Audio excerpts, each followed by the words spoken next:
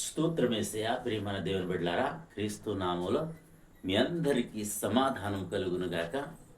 ఆమె ప్రతిదినము దేవుని వాగ్దానం అని ఆత్మీయ చక్కటి కార్యక్రమంలో మిమ్మల్ని ప్రేమపూర్వకంగా ఆహ్వానిస్తున్నాను. దేవుని బిడ్డలారా,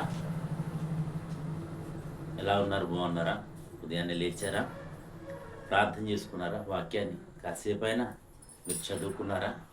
ప్రభు మిమ్మల్ని బలపరిచారా? దేవుడు మరి అందరినీ, పక్షవాతి కాదు, ప్రతి ఒక్కరిని బలపరుస్తాడు.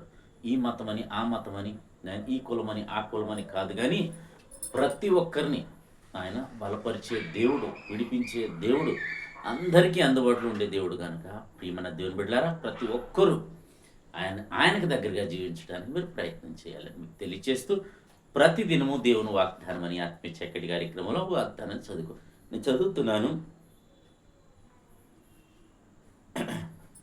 ఇర్మియా గ్రంథము 48వ అధ్యాయము 10వ వచనం. యెహోవా కార్యమును అశ్రద్ధగా చేయువాడు శాపగ్రస్తుడగునుగాక. మరి ఉదయాన్నే మరి ప్రభు ప్రతిదినం ఆశీర్వాదాలే చూస్తున్నాం కదా. మరి ఎందుకో ప్రేరణ, మరి ఈ వాగ్దానం నేను చదివినప్పుడు, ఈ వాక్యం నేను చదివినప్పుడు మరి అనేక మంది ఆయన నాతో సహా దేవుని కార్యాలు మనం అశ్రద్ధగానే చేస్తున్నాం.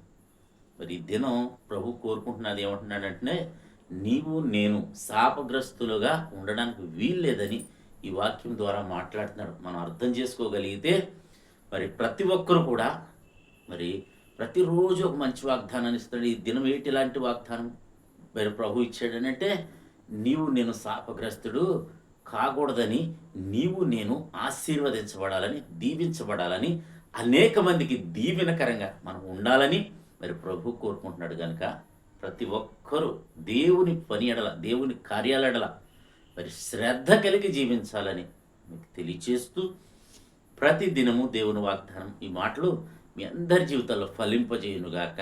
ఆమేన్. ప్రార్థన చేసుకుందాం. స్తోత్రము తండ్రి, వందనాలు యేసయ్యా. ప్రతి దినము దేవుని వాగ్దానం నీ ఆత్మీయ చక్కటి కార్యక్రమంలో తండ్రి, మీరు ఇస్తున్న వాగ్దానం బట్టి స్తోత్రాలు. ఎంతమంది ప్రజలు యూట్యూబ్ ద్వారా, షేర్ చాట్ ద్వారా, ఫేస్బుక్ ద్వారా ఈ రోడ్డు మార్గంగా వెళ్తూ చదువుతున్నారో వారందరి జీవితాల్లో నా తండ్రి ఈ వాగ్దానాన్ని నీరు కట్టి ఫలింపు చేయండి అయా. ఈ వాగ్దానం ద్వారా మమ్మల్ని హెచ్చరిస్తున్నావంటే ప్రభువా, నాయన మమ్మల్ని నువ్వు ఎంతగానో ప్రేమిస్తున్నావు కనుక మేము శాపగ్రస్తులు అవడం నీకు ఇష్టం లేదు కనుక మేము నాయన ఆశీర్వదించబడ్డానికి పిలువబడ్డాం కనుక ఆశీర్వాదకరంగా ఉండడానికి సహాయం చేయమని, నీ కార్యాల ఎడల మేము శ్రద్ధ కలిగి జీవించడానికి కృపనుగ్రహించమని, మహిమ పొందమని. ఇద్దరిని బట్టి ఎవరు ఏ అవసరతలతో ఉన్నారు, ఏ వ్యాధులతో ఉన్నారో, బాధలతో ఉన్నారో, శోధనలు ఉన్నారో, ఏ కాడి కింద నలగొట్టబడుతున్నారో వారందరినీ ప్రతి కాడి నుంచి క్రీస్తు నామములో విడిపించమని ప్రార్థిస్తూ, ఈ దినం మా గ్రామాన్ని, మా రాష్ట్రం, మా దేశాన్ని కాచికాడు, మా సరిహద్దుల్లో నెమ్మదిని దయచేయమని, అలాగే మా భారతదేశానికి రక్షణ దయచేయమని, కాపుదల దయచేయమని, మంత్రులు, నాయకులు, అధికారులందరినీ కూడా కరుణించమని. ఈ దినం ఎవరైతే మ్యారేజ్ డే బర్త్డే జరిపిన బిడ్డలందరికీ క్షేమాన్ని, సమాధానాన్ని ఈ సంవత్సరం అంతా మీ దయకిరీటం నుంచి మీరే మహిమ పొందమని క్రీస్తు నామంలో అడుగుచున్నాము తండ్రి. ఆమేన్. నేను నమ్ముతున్నాను ప్రియమైన దేవుని బిడ్డలారా, ప్రభు మనందరినీ బలపరిచిన విధానం బట్టి ఆయన స్తుతించండి, అని కనపరచండి.